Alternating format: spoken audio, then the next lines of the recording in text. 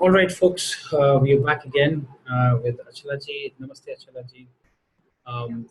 We're doing the series on nakshatra meditation and also the Beeja mantras of these for the chakras. So today we'll be doing the Beej mantra for Pushya Nakshatra. So Achalaji, please teach us how to recite the Beeja mantra for Pushya Nakshatra. Yeah, I'll share my screen. So Pushya Nakshatra is the first nakshatra that is in the heart chakra. So we can say a little bit about the heart chakra.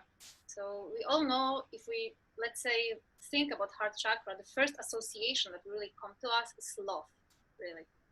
And the element of air as well. So really like our heart, also like our breathing system and everything.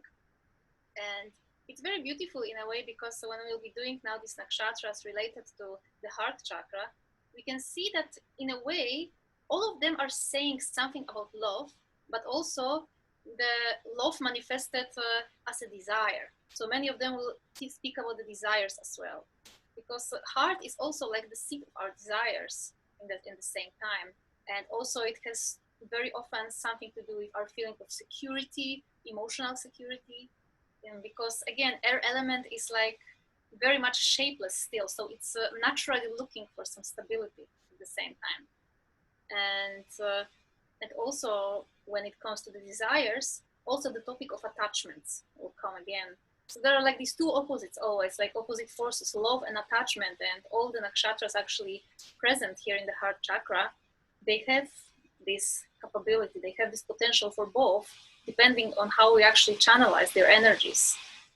So the first one is Pushya, and it's very beautiful because the very first Beej mantra on the very first petal is the mantra Come, which means to love, really. So it shows like, let's say, this highest potential for our heart chakra in the beginning, because again, Pushya Nakshatra is so much connected with Brihaspati, with the divine teacher, who's loving everybody unconditionally.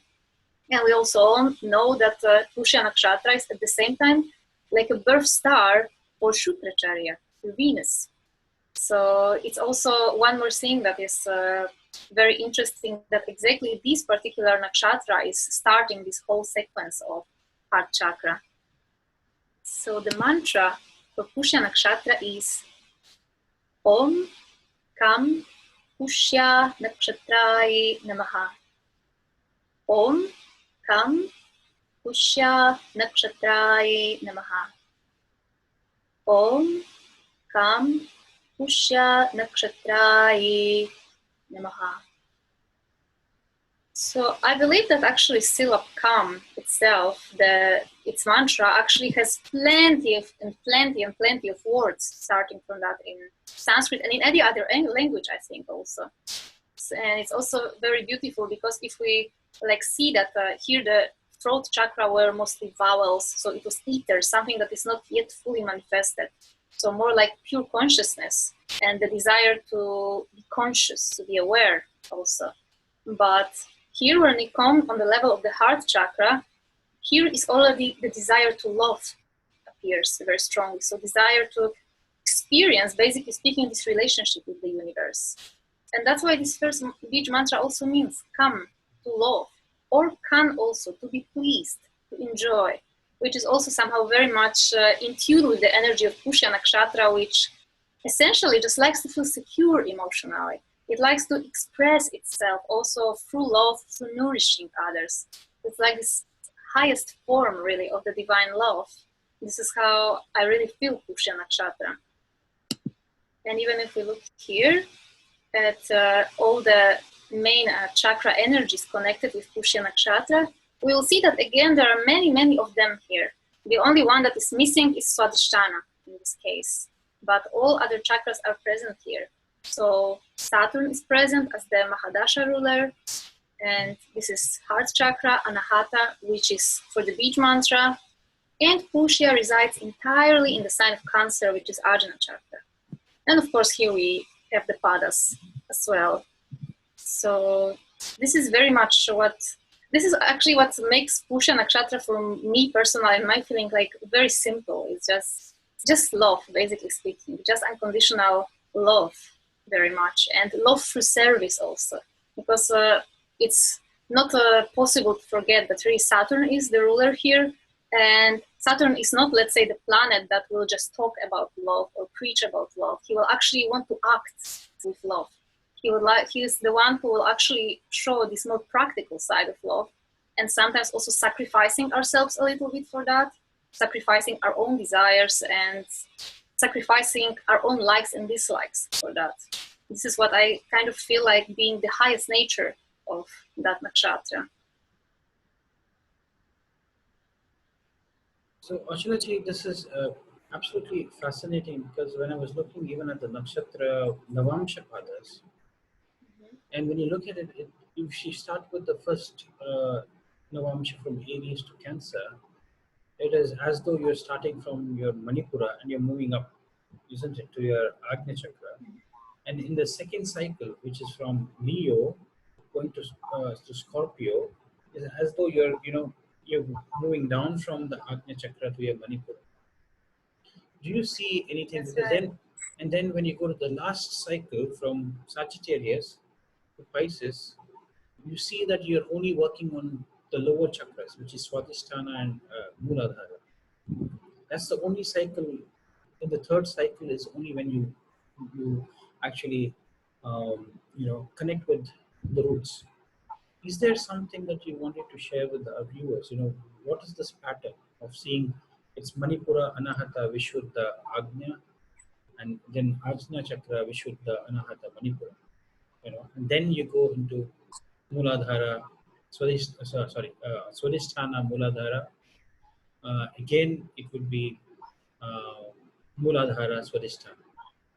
So this pattern that you see keep going through, is there something to do with our breathing as well? Yeah, definitely, because as we see, the whole zodiac, basically speaking, goes through from Muladhara. If we go from Capricorn to Cancer, we go from Muladhara to Ajna, and then when we go from Leo to Capricorn back again, then we have again going from Ajna down to Muladhara, and of course, this is this prana and apana that constantly flows, and with this breath of life, we work also very consciously in Kriya Yoga to purify our chakras. But it's also very interesting to kind of notice this in the padas of the nakshatras, because even if we look actually at them, it's kind of very interesting. So as we remember yesterday for Punarvasu, it was less like opposite to Pushya. So it was more rising, going up, right? And here when we see Pushya nakshatra, it's from Ajna we go down, right? Because Pushya is the one that gives, so it goes down already. It's let's say gets rid of all its knowledge and giving it to freely to everybody, right? This is this cosmic teacher, and Punarvasu is a little bit more connected with actually rising up, literally. And I also see that these particular actually padas that are just Swadhisthana and Mooladhara are having in a way like very strong potential for people to really be very balanced in life at the same time, because here you have and going down a little and going up a little bit. So actually both influences are there, but at the same time these are lower chakras, so again working on our foundations. And actually what I noticed a lot with these particular nakshatras who have padas in such a way like Swadhisthana and Mooladhara only, that sometimes very often it may appear that kind of, how to explain, like one of their main issues in life very often can be actually finding this balance like between spirituality and material world. So we will see that very strongly also with Ashlesha nakshatra that is coming right now. So it's again, it's also Gandanta nakshatra, so it makes this influence even stronger in a way, but it's very much for me personally like this finding this balance, so not going down too much, not going up too much. And also definitely as these two lower chakras, they're like water element and earth element, and these are the two elements that are strongly connected also with the quality of humility actually. So it's very much like these particular nakshatras, like Ashlesha. I personally love Ashlesha very much, but I know that not many people love it with the same love. because again, this Ashlesha Nakshatra, she is teaching us humility, really. And he's teaching us to be more vulnerable, and she's really teaching us how to be more humble, more grounded, more listening really to this, to the rhythm of the earth itself. This is how I feel that. This is fascinating because in some old texts in southern part of India, they have said that Punarvasu and Pusha are paired nakshatras. Just like you have Purva Falguni and Uttara Falguni, you have Purvashada, Uttarashada, Purva Bhadrapada, Uttara Bhadrapada. This is said to be the first pair nakshatra, and they're called as Punarpusam. The nakshatra pair is called I Punarpusam. Yeah. So have you seen anything that there is a in terms of meditation or anything? Is there any commonality that you see, or why do you think these might be paired nakshatras, or why don't you think they might be paired? If you have a view that okay, these are not paired nakshatras. Well, for me personally, whenever I was doing meditation on Punarvasu and Pushya, I actually enjoyed it a lot, very much, I must say.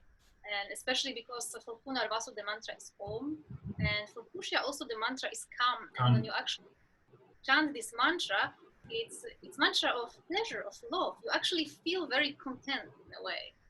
And I don't know what it may be, but I think that also they are kind of very connected, Pushya and Punarvasu, because as we will see actually with all the other nakshatras that are, let's say, the last nakshatra of heart chakra, which is Chitra, and then we have also Swati, which is the first nakshatra of Manipura chakra. And it's very interesting because it's very clearly visible that always like this first nakshatra in the cycle will have something to do with the chakra above it, always. Like there must be some sort of connection, because I think it's not going really like that with chakras, that it's just like here is the border, and here starts completely new universe. It's more like a rainbow really, and everything is connected with everything. So even with Chitra is here, the nakshatra very strongly connected with Mars, also with taking action, ability to take righteous action, which is more of actually a quality of Manipura chakra. And then we have the first nakshatra in Manipura, which is Swati. And Swati is ruled by Vayu, wind god. So why he's not in heart chakra, right? But I think that in a way, it's actually kind of also some sort of hint for us, from ancients, that everything is very much connected. And it's really not working like just separate universes, but like really gears, literally. So this is how I perceive it. Oh, it's beautiful. So, Achala ji, thank you very much. This has been an excellent, session on Pushya Nakshatra that you've done. So, thank you very much for doing this. So, we'll Thank be you. back to do the other nakshatras very soon. So, thank you again. Namaste. Thank you. Namaste.